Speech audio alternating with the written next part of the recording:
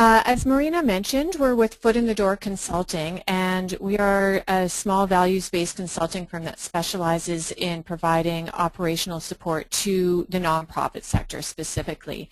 I'll be walking you through the presentation, and the other feet of Foot in the Door Consulting is Nancy Ingram, and she is monitoring your questions and will be fielding them during our Q&A session at the end of the presentation.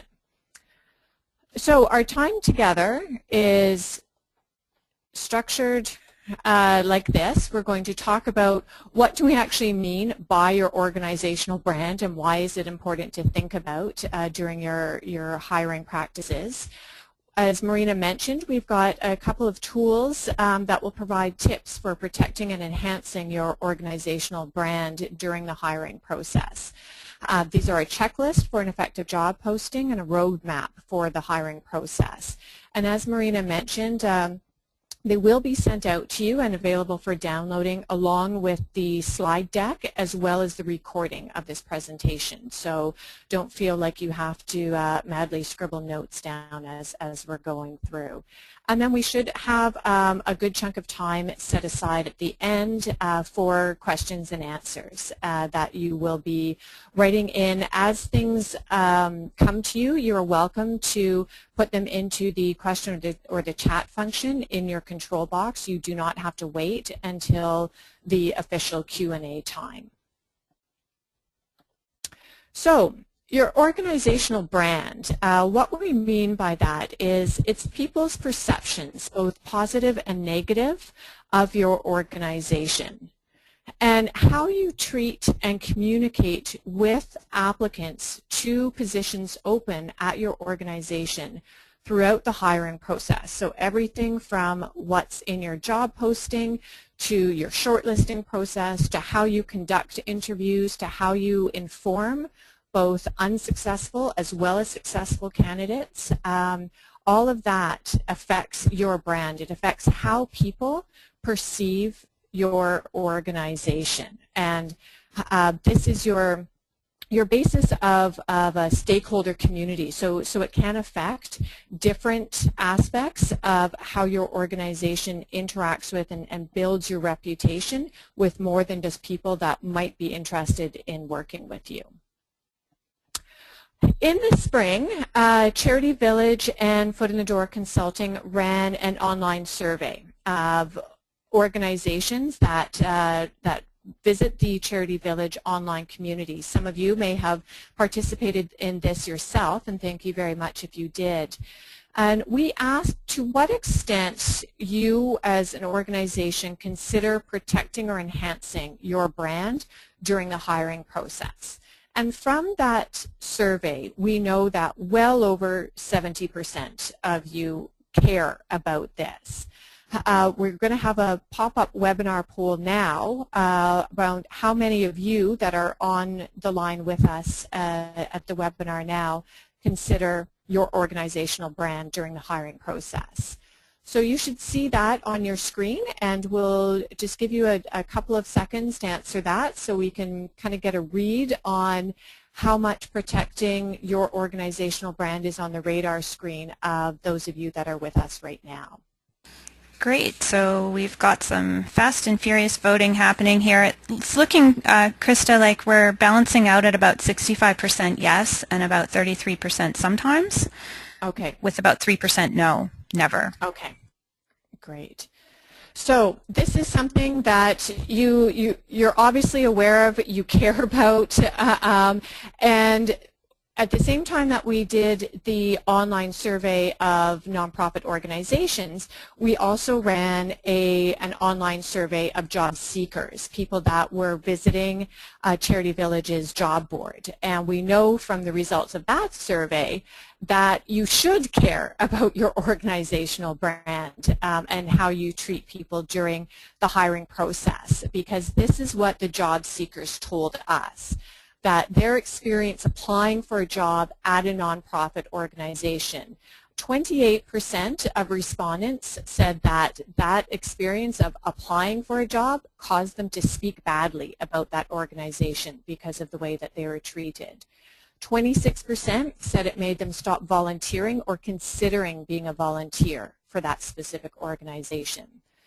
Just over 20% unfollowed, unliked you on Facebook or unfollowed you on Twitter. 20% unsubscribed from an emailing list. 14% stopped donating to an organization because of the way that they were treated during a hiring process. Some of the other responses, we had an open-ended option as well.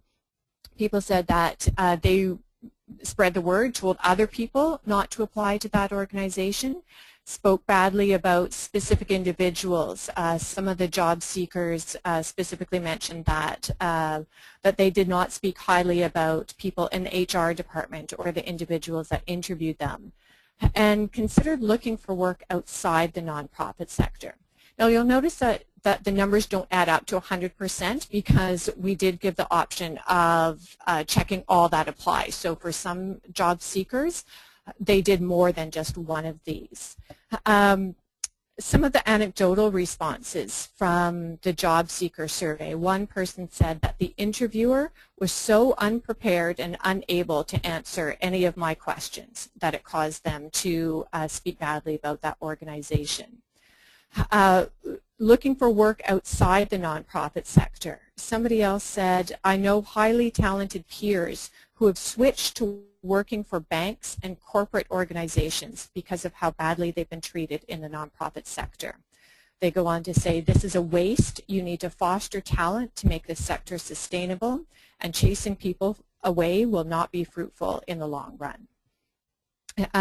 One of the job seeker survey respondents did say that a positive interview experience has caused me to do the opposite. It's caused me to speak highly of that organization, to donate, to consider volunteering, whether or not I was the successful candidate. One job seeker said, made the point of saying that the nonprofit organizations in particular have a responsibility to treat their candidates in a respectful and professional manner. There seemed to be a consensus that because we're in the nonprofit sector that we should be held to a higher standard of expectations of how people expect to be treated in the hiring process.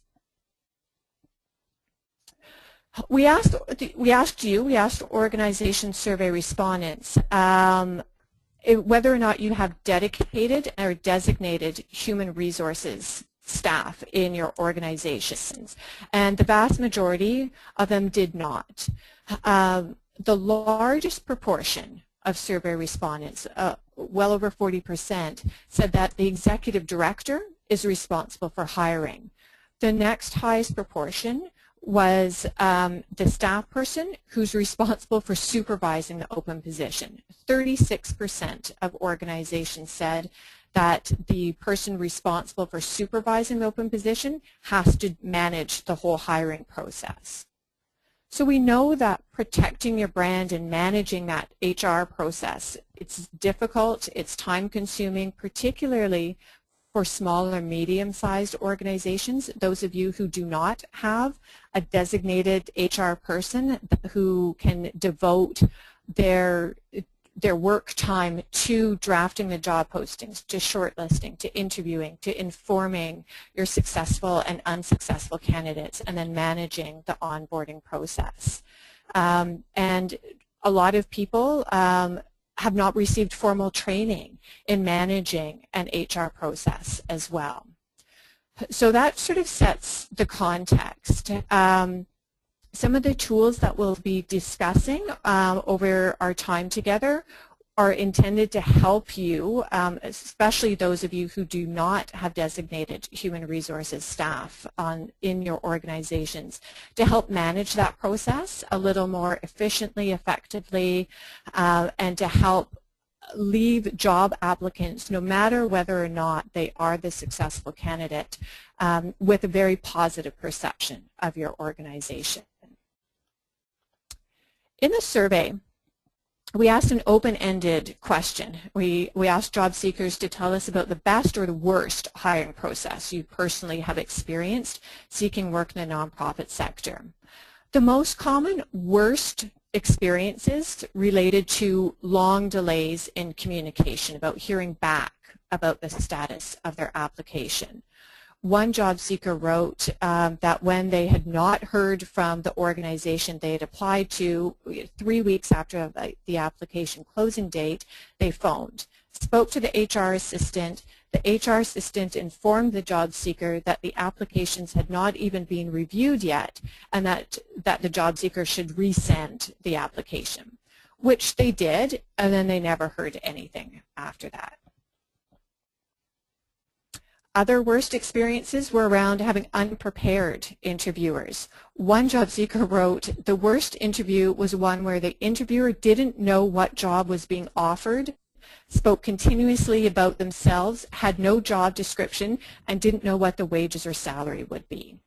Now, if you can imagine how you would feel if you were interviewing somebody that came to an interview with that lack of preparation, that's going to give you the same sort of an impression as this job seeker was left with of that organization.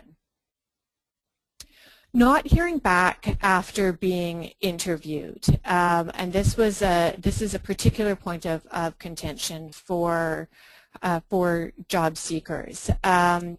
One person wrote that after having been shortlisted with one other candidate, and they received no notification one way or the other, until 2 months after the interview, a colleague forwarded them an email from the organization welcoming the other candidate. This was the first they had heard that they had been unsuccessful in that competition. Finding out that the position had already been filled is also discouraging and listed was a common theme around worst hiring processes. Finding out that it was sort of a shadow job posting, that the position had already been filled, they already knew who they wanted in the position, and it wasn't a real competition. Now, some of the best hiring processes that job seekers told us about were around being communicated with in a timely manner and respectfully. One person said that receiving a thank you note upon receiving the application and an acknowledgement that I'm not being asked for an interview made them think more highly of the organization. Having structured and in-depth screening processes, a number of respondents referred to hiring processes with multiple stages of interviews, including a phone interview or a conversation on the phone where they were able to get more information about the position, as well as having it as being a pre-screening call where the interviewers will be able to test them out on some of the things that they were looking for before anybody's time is wasted in being brought in for an in-person interview. Having clear expectations set out in the job postings and explained during the interviews. People appreciated knowing the hiring timeline, when they should expect to be contacted for an interview. That is, after you hit send on that application, when can I stop crossing my fingers? When can I let go from holding my breath? When they will be contacted either way after an interview. So whether or not they're the successful candidate, people want to hear from their organizations to which they've done an interview with, as well as having an expected start date and a salary range set out in the job postings and or at the interview stage. Receiving acknowledgments of applications. A number of people mentioned that as well. Even an auto response set up at the email address to which applications are being sent. Some of the other anecdotal responses from the job seekers included one person was interviewed for a position, received a phone call to inform them that she wasn't selected, and with an explanation of why another candidate was selected. And the job seeker went on to say that the feedback was really helpful, and I appreciated that someone from the organization called to speak with me. So even though this person did not get the position, they felt that they were treated respectfully, that they had the feedback that they were looking for, and their overall esteem of that organization was enhanced. Another person said, the best experience I had was a student work placement where the individual hiring was obviously well prepared, professional, and I felt cared about the organization and the work they were doing. They were down to earth and friendly and told me what to expect in terms of next steps. So this is somebody at the very start of their career. It was a student work placement.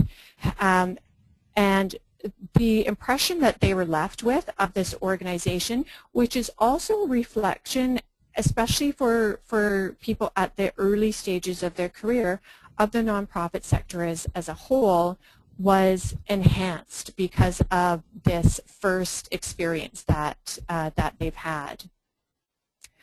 Another person said the hiring process was very professional. Even though they selected another candidate, they left me feeling appreciated and qualified.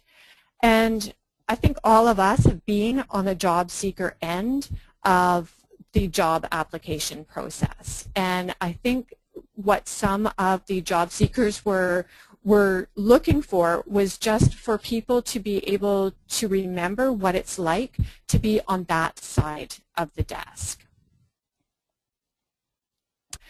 So that sort of provides some context, gives you some experience, some insight into what job seekers are thinking and how they may act or react on the basis of how they're treated during the hiring process when they're seeking work in the sector and or with a specific organization, which may as well be your organization.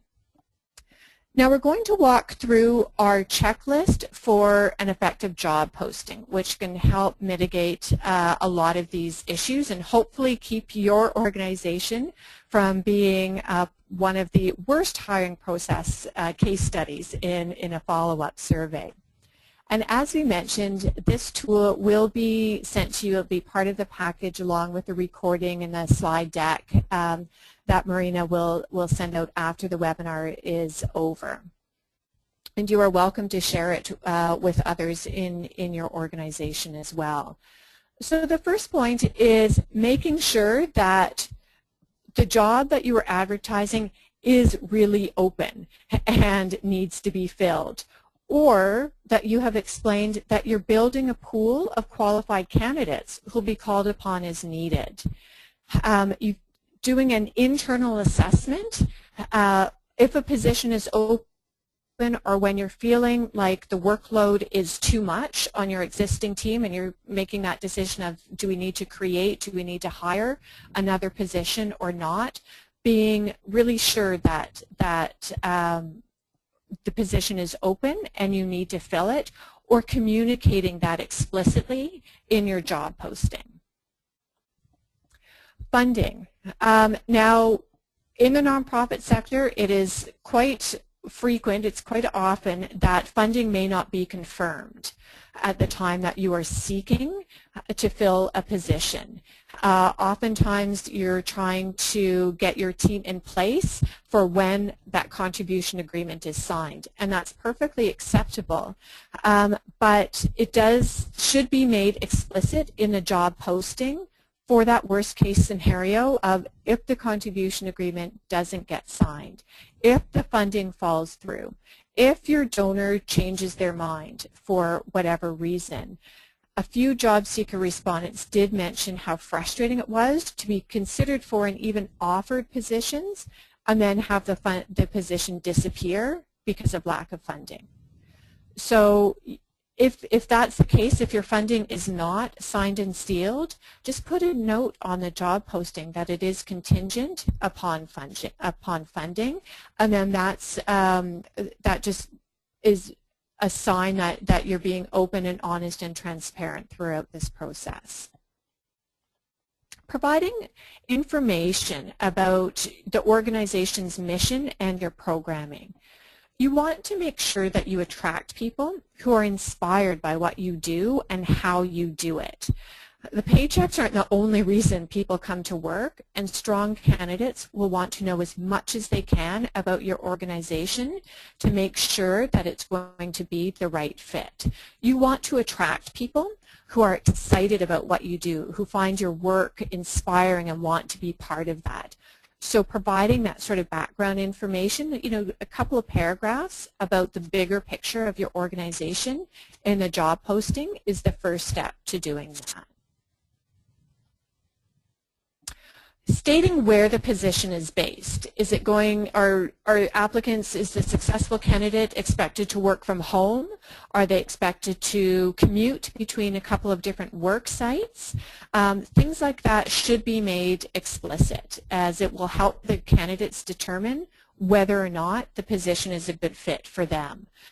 Some people want to come and work in an office with a team every day, so a home-based position is not something they would seek out. So don't waste your time, don't waste their time in not making that explicit if that is a condition of the position. Stating expectations related to access to equipment, to vehicles, to travel, things like that. If people are expected to provide their own computer, as was the case with a couple of clients that Nancy and I have worked with, that needs to be explicit. If people are supposed to have access to a car to be able to commute between sites or to visit clients or your beneficiaries, then that should be explicit. If they are going to be expected to travel overseas or within Canada a significant amount of time, then all of that should be explicit in the posting. Again, it just helps people at that very outset of the competition process make the decisions for themselves about whether or not this is what they're looking for and whether or not it will be a good fit. Compensation, not including it is an important issue. Not including a salary range was the most frequently mentioned frustration with job postings from respondents to the job seeker survey. 55% of respondents cited this as their biggest frustration with job postings. One person said there's been job postings that sound like middle-level management, or they require someone with 5 to 8 years of experience, and then you find out that they only pay $35,000 to $45,000. One person said, my biggest pet peeve is the lack of any salary information. I've spent days preparing for a job interview for a position that it turns out was paying so little I couldn't afford to take it. The organization wanted me, but I had to turn them down. One person even said that they think that Charity Village should make it mandatory to post or to include salary ranges. So you don't have to necessarily give the exact amount, but to give people a range, between even a $5,000 to $10,000 ballpark, and an idea of what a benefits package, if it's applicable to that position, might look like. Again, just helps you make sure that you attract the appropriate candidates. Nancy and I personally had an experience when we were hiring managers at a small nonprofit organization where we did not include a salary range in a job posting. We got all the way through. We had a great candidate in mind. We made him the offer, and he literally laughed in our faces because he was not willing to work for what our budget was. And our budget was finite for that position. So we really did not have wiggle room above the top end of the salary range, which he wasn't willing to work for. So, it just helps you manage your time and everybody's expectations in the hiring process. So we're going to pop up another poll to get a sense of how many of you post a salary range on your job postings. Great. So you should all see that on your screen now, and I see some of you are already voting. That's great. So we'll just give everyone a chance to have their say here. And it's looking, Krista, it's a pretty even split actually. We've got 38% for sometimes and also 38% for no never and just 25% for yes always. Okay. Great, that's good to know.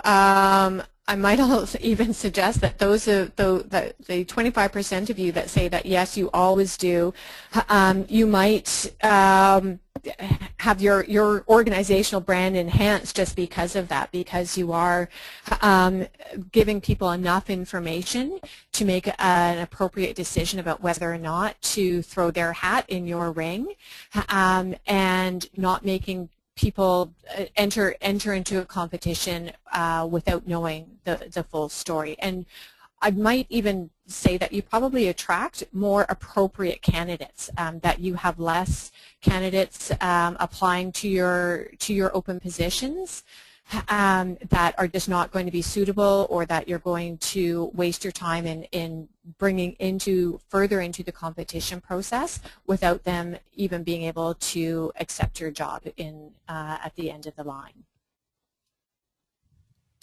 So, having an accurate, specific, realistic list of responsibilities and qualifications. And by that we mean having them accurate, specific, and realistic given the title of the position, the salary range that you're able to offer, and as well as the needs of your organization. 22% of job seekers selected the requirements and qualifications are too vague. I can't tell if I'm a good fit or not, as their biggest frustration with job postings. This was the second most frequently selected frustration after not having a salary range included. So we also know from the organizational side that 38%, or the largest proportion of organizational survey respondents, said that their biggest frustration about applications is that applicants don't meet the minimum qualifications. So there seems to be a disconnect between what organizations are looking for and what job seekers are applying for, and what they need in order to make a decision about whether or not they can actually do this position and whether it would be a good fit with their skills and experience. So you can mitigate this by making it very clear what are required qualifications, what is mandatory, and what is desirable or considered an asset, and what is non-negotiable as well, that people must have a certain level of certification for something, or a minimum amount of experience or educational qualifications. Make all of that explicit in your job posting, and you will find a better fit of applicants coming into your positions. One job seeker wrote that one nonprofit organization to which they had applied, she said they sort of know what they need, but because the role is completely new for them, they weren't sure what qualifications or functions to ask for, and you can tell they just copied and pasted from other companies' job postings. So it's important at the very outset, and this is going back to the first point around making sure that the job is really open and needs to be filled, doing an assessment internally of what you need done and what sort of qualifications people need to be able to do that. And being specific about the responsibilities and making sure that they're appropriate to the level of the position and to the salary that you are able to offer also helps people get a better sense of what they might be getting into. Specifying the reporting relationships above and below just helps to give candidates a better sense of where they'll fit within your organization, as well as at the scope and scale of their position. This again helps attract the right type of candidate, because it gives them a better sense of where they're going to fit in your organizational hierarchy and whether it's the step that they want to be at within their own career ladder as well. Stating whether it's a full-time, part-time, limited time, renewable contract, all of these things again help mitigate any sort of frustrations later for job seekers later down the line. One job seeker said that she was frustrated with finding out at the interview stage that the position that she had applied for was for nighttime shifts only, and said that she wouldn't have applied knowing this. If you don't specify that it's a part-time position, you might have a lot of great candidates, but they might not accept your offer when they find out that it is part-time and not the full-time position that they were looking for. Providing information on how to apply, that should be an obvious one, but sometimes it is just one of those assumptions that we sometimes forget to make explicit on the actual job posting. But including an email address that applications should be sent to. I'm not sure if anybody's still receives or sends applications by fax, let alone by snail mail now, but it might be an online system that you have people apply through. But more often than not, it's going to an email address. And ideally, you can set up a separate email address just to receive applications so that you're not overwhelming the executive director's inbox or your program manager's inbox. Just something like jobs@myorganization.org. And setting up an auto response. Again, going back to what the job seekers said were their frustrations or what caused them to speak badly about organizations was that timely response. And even an auto response around your application has been received, thank you very much, just puts people's mind at ease that it hasn't necessarily just gone into a black hole once they hit send. Stating a time range when interviews will be held or when shortlisted candidates will be notified. We can almost guarantee that putting that on your job posting will help set you head and shoulders above some of the other organizations. And adhering to it, of course, is important as well. If you state in the job posting that shortlisted candidates will hear by July 15th or interviews will be held the week of, then people can manage their expectations, which all feeds into how they think about your organization. It will help them manage their expectations well. And then adhering to it, as I said. So if for whatever reason you have to extend that timeline or bump it one way or the other, it will set you apart from other organizations if you can send out a message. And even one blast out message sent as a BCC and not to all of the candidates where they can all see their own email addresses in the two headings, just to let them know what the updated timeline is like. Testing the position for clarity, especially for those of you who do not have designated or devoted human resource staff and you're doing this, writing the job posting on top of everything else that you have to do, it's a good idea to have an external person, either somebody in another department or a trusted colleague at another organization that can review the draft job posting before you start sending it out. Does it say what you think it says? What's missing from it? Because sometimes the most obvious things get overlooked. What assumptions are embedded in the job posting that should be made explicit? So just having a fresh set of eyes and as well as a fresh brain on your job posting to make sure that you are going to attract the best type and the right type of candidates will all help. Keeping in mind that job postings are a form of external communication with your current as well as potential stakeholders, your donors, your social media followers, your potential volunteers. Your job postings should be held to the same level of scrutiny that any other public communication piece would. So having it reviewed the same way you would your newsletter, an op-ed to your community paper, or donor mail-out letter. The postings help people, whether they apply or not, form an opinion about your organization, just as the applicant's CVs and cover letters help you form an opinion about them. So ideally, An effective job posting will mean that there are no surprises when it comes to the shortlisting or interview process on your end about the candidate or for the candidates as well. So we're going to move on. Our second tool is a roadmap for the hiring process. And again, you will get a copy of this. We're going to go through a number of items that are on this roadmap. And for each of these, you should be as specific as you can. Ideally, you're working with, at least one other person in your organization, being as specific as you can about who is responsible for this certain item and what the timeline is for each task. The first is doing the internal assessment about why do you need to fill this position.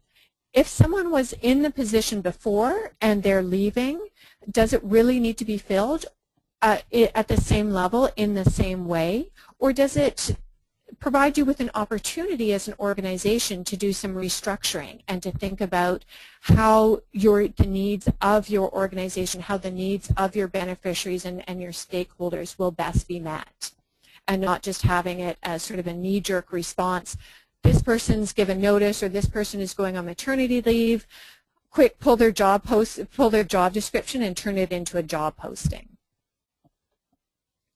What is the available budget? Is the funding confirmed? Is it a salaried position? Is it hourly wage? Do you have funding in the bag, to cover MERCs, the mandatory employment-related costs, as well as benefits?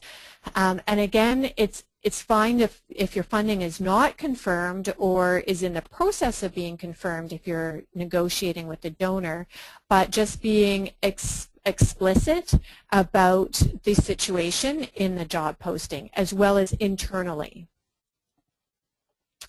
Determining the timeline for your hiring process. You might be starting at the start date. When do you need somebody to start? If somebody's departing your organization and you want to make sure that there is overlap between the person that's leaving and the incoming person, then that will help dictate your start date. If somebody's being brought on board to help organize a key event, your annual general meeting, say, then that timeline will help dictate when you need somebody to start. Or is it flexible for the right person? And then working backwards from that, when are you going to launch the job posting, and what is the deadline for applications? When and who is going to screen and shortlist the applications? When and who are you going to do the interviews? And making sure that as an organization you're setting time aside in people's work plans for screening, for interviewing, for decision making and discussing. It can, as I'm sure all of you with us now can appreciate, it's a time-consuming process. If you have an inbox of 152 applications that you have to go through, that's not just a couple of hours one morning to go through. It's a time-consuming process. And if you haven't got that built into your work plans and the work plans of other people that are going to be involved at various stages of the process, it can wreak havoc with meeting your other deadlines and deliverables that you are responsible for. It can put you at risk of losing your top candidates if the process drags on and people don't hear back from you within a couple of weeks of the application closing date, and it can tarnish your reputation as an organization. So it's things like making sure that people that are going to be involved at various stages aren't going to be on vacation right at that time, that they're not going to be away at a conference or pulled into writing your annual report or next year's budget or something like that. So all of that just has to get factored into your overall timeline. So drafting the job posting, obvious first step after all of that, and that's when you refer back to what we just talked about, the checklist for an effective job posting. Ensuring accuracy, seeing where, if you're working from an existing position or an existing job description, seeing where updates or changes are needed or could be made. Not recycling content from other organizations just because it sounds good, and making sure it's not wishful thinking given your available budget. So making sure that it is really what needs to be done and the type of qualifications that will help fulfill those responsibilities. Advertising on the charityvillage.com job board, of course, but also getting the word out through your own networks. You know as well as we do that the people you know, that the people that they know might be the best people to fill these positions. So spreading the word far and wide through word of mouth, as well as through your social media channels. The people that are already following you on Facebook or Twitter or subscribe to your e-newsletter are already interested in the mission and the programming of your organization and may therefore be some of your top candidates right there. Shortlisting and pre-screening. So how being clear about both who is going to screen the applications as they come in, who's going to go through those 152 CVs and cover letters in a jobs at email box, but how will you determine who makes the short list? Will you have an adjudication grid and assign points against each of the requirements or qualifications that you're looking for? How many candidates do you want to or can you realistically bring in for an interview? So how many people are you aiming for to be on your final short list? And how are you going to decide that? Is it going to be one person? Is it going to be a group of you that will each come up with your own short list and then, you know, compare, discuss, arm wrestle over who actually gets brought in for an interview or not? Considering pre-screening and thinking back to what the job seeker said about their best hiring processes involving multi-stage processes, that pre-screening can save you a lot of effort and a lot of angst in the longer run as well. This can be just a relatively brief phone call to help you determine whether or not it will be a good use of everyone's time to bring in that person that you think looks good on paper for a more formal interview. It's a time to provide or reiterate important details about the position so that the person is really clear on what they're getting into. If you have a hard start date, a start date that is absolutely not flexible, you want to make sure that that person is going to be able to meet it. Making sure that they do have access to the equipment that you might need or are available for shift work or something like that. This is a good time to test language requirements as well, or to ask for a scanned copy of any certifications that you might require. Ideally, you're not catching people unawares for this sort of conversation. You're ideally booking time with them ahead of time, sending an email asking for 15 minutes or so of their time on the phone, and then having a set aside a prescribed time when you can do this, have this pre-screening conversation. And also making sure that the candidate has an opportunity to ask their own questions. There might be make or break things for them about making a decision about whether or not they would be able to accept this position. That is probably better off for everybody to be able to have them field those questions sooner rather than later if it is make or break. And then it's the interview process. Things that you need to consider are things like, how will the interviews be done? Are they going to be in person, by phone, over Skype? Are you going to have one method of doing interviewing for everybody, or will it just depend on their location or their availability? Who's going to draft the interview questions? Who will approve them? Who will conduct the interviews? Making sure that those people have time set aside in their days and in their work plans to do so. How are you going to score the interview responses? Again, having an adjudication grid and knowing what makes a 10 out of a 10 answer, what makes a 2 out of a 10 answer. And are any questions more important for you than others? that you'll be asking and assigning different weights to different questions if needed. And then who will inform the unsuccessful candidates and by when will you be doing that? Again, when asked what communication they expect from an organization if they did not get offered a job after an interview, job seeker respondents, 46% of the job seeker respondents said they expected an email informing them they were not successful, and 42% said they expected a phone call. So we think that it's reasonable if somebody does spend the time to do an interview, whether or not it's in person or over the phone or by Skype, that it should be a professional courtesy to inform them one way or the other, and that this was reiterated time and again by the job seekers, and it really left people with a bad taste in their mouth about organizations that they did interview with and then never heard from again. So we've got another pop-up poll here around how many of you inform unsuccessful candidates after an interview. How many of you that's a prescribed part of your HR process?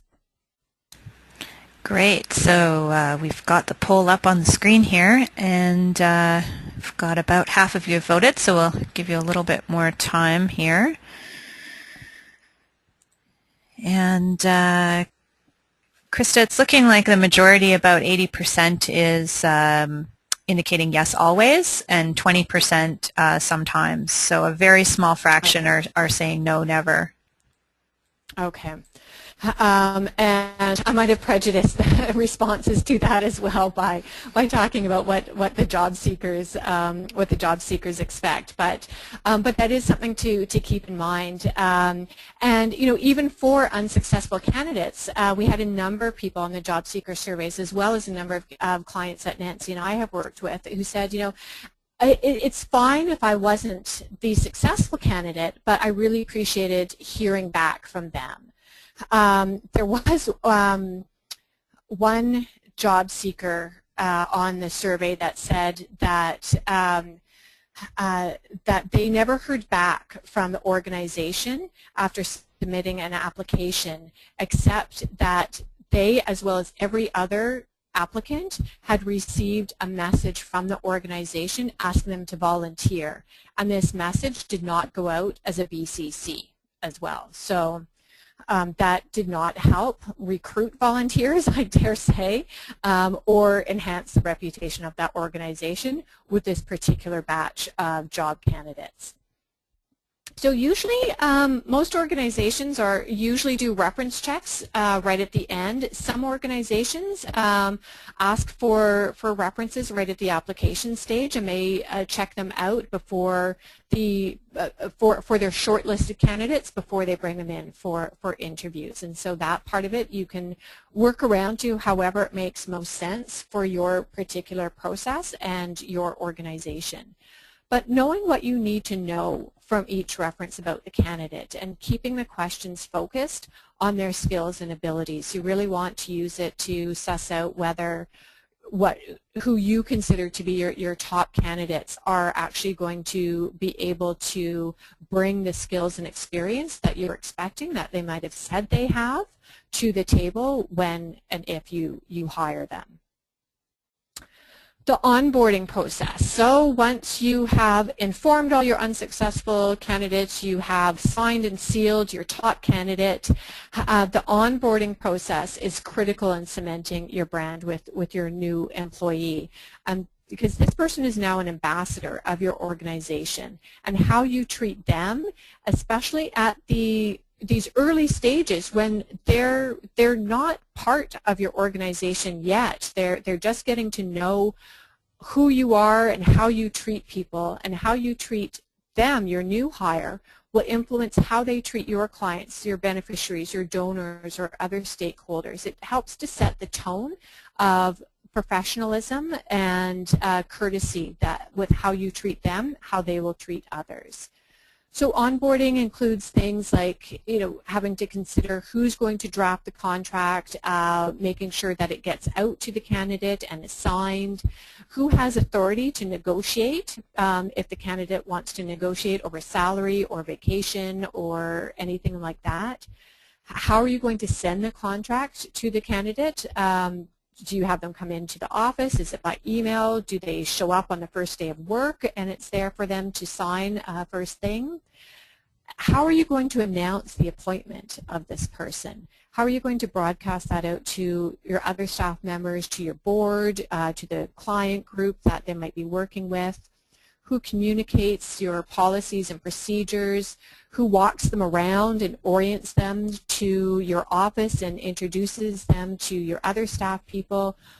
How are you going to orient this person? So all of that is part of your onboarding process and should be factored into your timeline and have specific individuals attached to those different roles and responsibilities, because that will really help cement your organizational brand with that particular person, and now they are now an ambassador of your organization and will help spread that brand to others in your network. So that concludes our formal presentation. As we've said, you will get a copy of the slide deck, and you will get these two specific tools, the checklist for an effective job posting and a roadmap for the hiring process, right after the webinar as well. So we're going to open it up to question and answer now, and Nancy as well as Marina and Jen from Charity Village have been monitoring your questions, and I will turn it over to Nancy now to help field some of those questions. Hi Krista, thanks everyone. We've had a lot of chat, and mostly it's been people sharing a lot of their good practices and experiences with other people. So I've certainly found it really helpful and added a few things or ideas to my toolkit as well. In terms of the main kind of themes of questions that have come back, the first one was about how much feedback should you or do you have to give an applicant that you are turning down. And we assume that this means post-interview. And the kind of other comments that were similar to about that is, can I do this on email? It takes a lot of time, and it's not somebody we're going to hire. So there's no real rule of thumb about how much feedback you owe an applicant that you've interviewed and have not selected. I would say it would really depend on the mandate of your organization. So, for example, Krista and I have worked, for an organization that had a priority around developing and involving youth in the social justice sector. So obviously, as part of our mandate, we would take more time because it's part of our larger organizational mandate with people we've interviewed to give them concrete feedback because that delivers our mandate. I think it's really up to you, and obviously we understand, having been managers of nonprofits ourselves, like there's many other hats and roles that you wear. So I think the most important thing to do is to communicate the decision. If you actually have concrete feedback that can be written in a couple of bullet points about perhaps where they were weaker that they could strengthen, that is authentic and useful, then write it. But with some of the chats that I've had with some of you online, it's like sometimes you don't have that, like that people were very similar in strengths, but you went with the person who was a better fit. So yeah, I guess I would say, provide feedback where it's warranted and you have some. If it enhances your mandate to serve a particular population, spend a little bit more time as well. And then the third instance that I would do that is if I really did see potential in this person, maybe not in the role that was posted and interviewed for, but maybe in a future role. And then I might take a little bit more time with a potential prospect for future. So the other questions were around communicating, and again, it was, is it okay to communicate by email with applicants? And I think largely yes, and this question was tabled in the context of, again, hiring this person is not the only thing I have to do in the day, and I want to be fair, and I want to create goodwill, but I have limited time, and I think we can all understand that. I think prior to the interview stage, I think it's completely fair to communicate with your potential applicant by email. Post-interview, as Krista said in the last couple of slides, you know, there was about a half and half mix of people that said, no, I expect a phone call and I expect an email.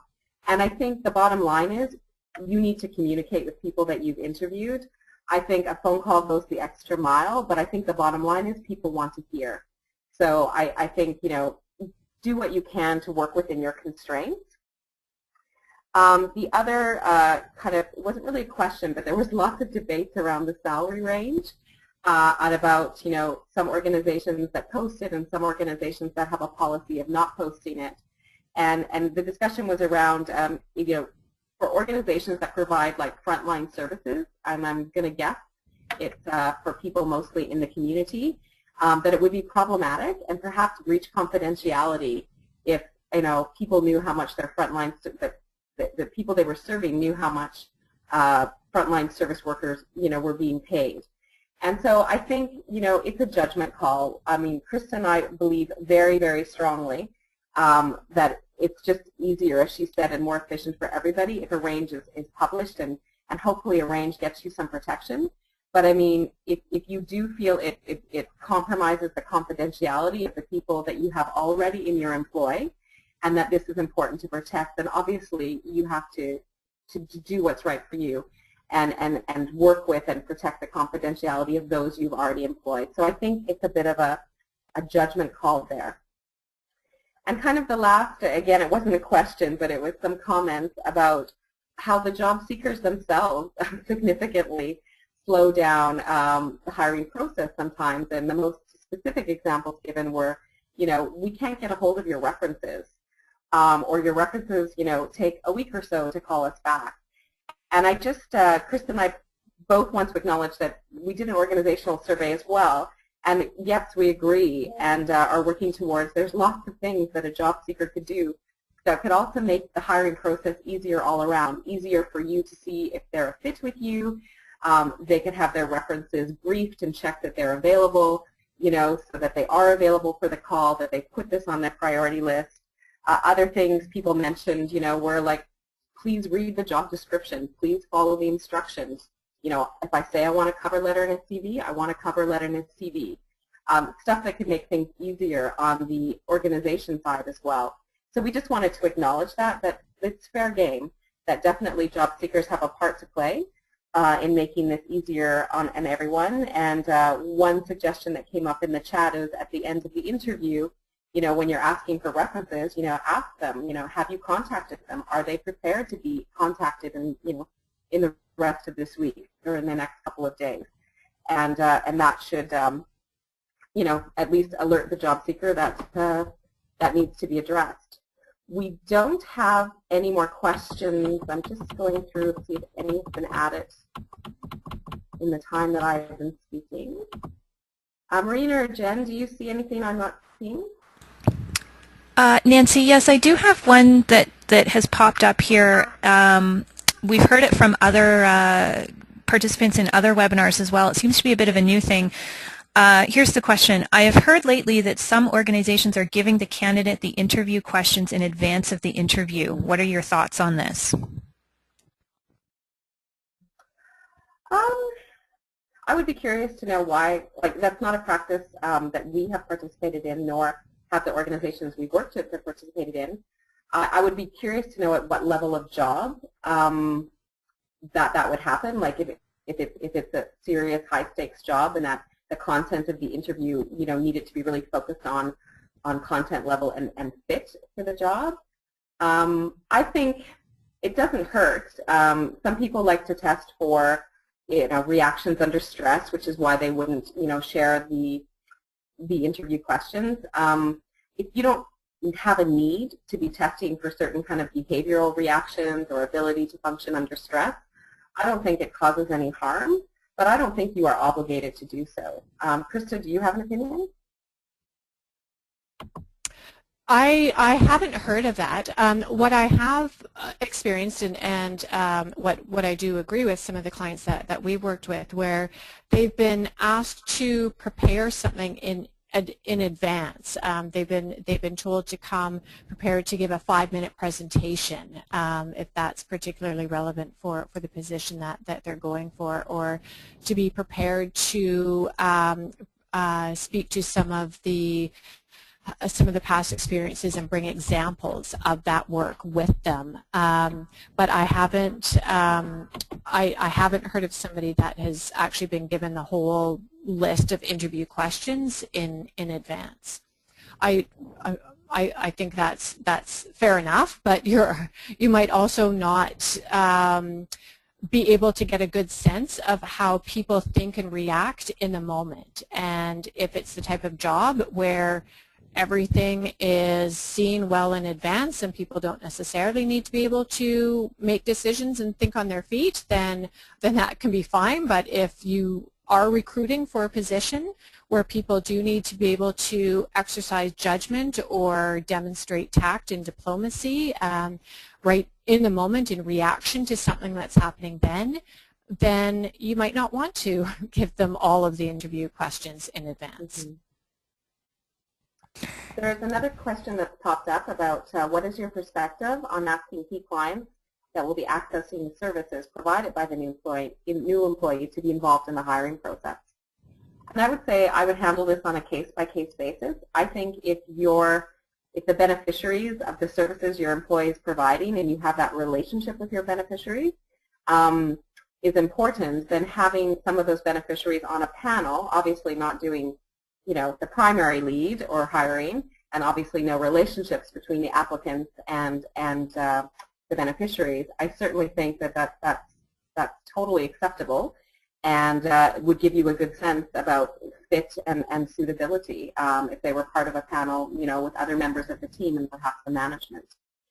So I think, yeah, if that's important to you, and that sounds to me like culture and fit would be very important, because of the population you're serving, then I would say go for it. There was another comment around when Krista was talking about the onboarding process, about what about making the offer and negotiation. So obviously, before you onboard, you're making an offer and negotiating, but I wasn't sure that there was no specific question that I could see. So if you have one, send it on the question and we'll answer it. Marina or Jen, do you see any other questions? I just see one more here that I think would be of interest to probably a number of participants. So when someone has been, when a decision has been made, how do you suggest communicating to current staff when an outside candidate has been selected over an interim or an internal candidate? That's a good question. I'm assuming there's a policy and a process in place that talks about how internal and external candidates for postings will be handled. Generally, if there is a priority system for internal candidates, like sometimes it's released to internal candidates earlier. So assuming that there's a system in place and you've spoken directly to the unsuccessful internal candidate, I guess I would ask for the lead of the internal candidate about, how this information is shared. Is it just the announcement of the new applicant? Do you want to give them a couple of days to tell the people that they feel relevant so that they're not hearing it on an email? So I think I would probably, in person obviously, let the internal candidate know why they were not successful, talk about when the announcement was going to be made, and just ask for any input that they had and how they wanted to handle it, or if there's people that they wanted to tell first so that, there was no surprises, when they walk into work and there's an email out to staff announcing the new position. That's probably how I would handle it. Krista, do you have any other suggestions? Yeah, I would agree with that, especially with giving the internal candidate a heads up, you know, an opportunity to absorb the information and let people know as they see fit. But I also think it's important that the announcement that goes out, like the official announcement that go out far and wide, not be defensive, not make, you know, not provide a justification or rationale for this candidate over, you know, anybody else, that it is worded positively and welcoming, because that will also help set the tone for how this new external person is received into the organization.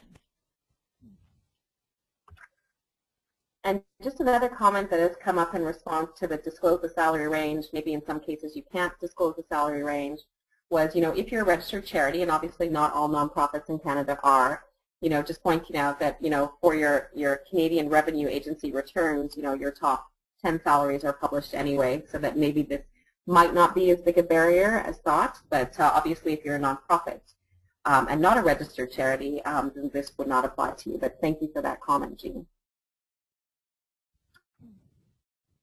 Any last questions, or that you can see, Jen? Or I think we can probably close it there. We're running close on time here. So Nancy and Krista, unless you have any other final comments? I think that dialogues like this are really useful. We certainly empathize and understand the situation of many kind of nonprofit managers and de facto human resource people, and just to say we acknowledge, like, there's a lot going on for you that you're accountable for, and this is one more thing. So we hope that we've made, you know, a few simple suggestions that won't be too time consuming, that will help, you know, streamline your processes and protect your brand through the process. Krista? Yeah, I would just agree with that, and thank everybody for the attention that you're paying to this issue, and we wish you the best of luck in finding the best candidates for all of the positions that you either currently have open or may have open in the future. That's great. Well, thank you so much, Krista, for a wonderful presentation, and thank you, Nancy, for jumping in on those questions there at the end. I think that was an incredibly helpful session today, and really full of great information. So thank you so much. And thank you to all of you for joining us today and for your questions and comments. You know, your interaction is what makes these webinars really successful. So thank you for that. I just want to remind you before we sign off that we will be sending out the information on how to access the recording and slides, along with a survey about the webinar where you can provide some feedback to us. You should receive that in the next day or so. So watch for that in your inbox. And of course, if there's anything else that Charity Village can do to assist you with your recruitment needs, do get in touch with us. And I hope you all have a fantastic day, and goodbye for now.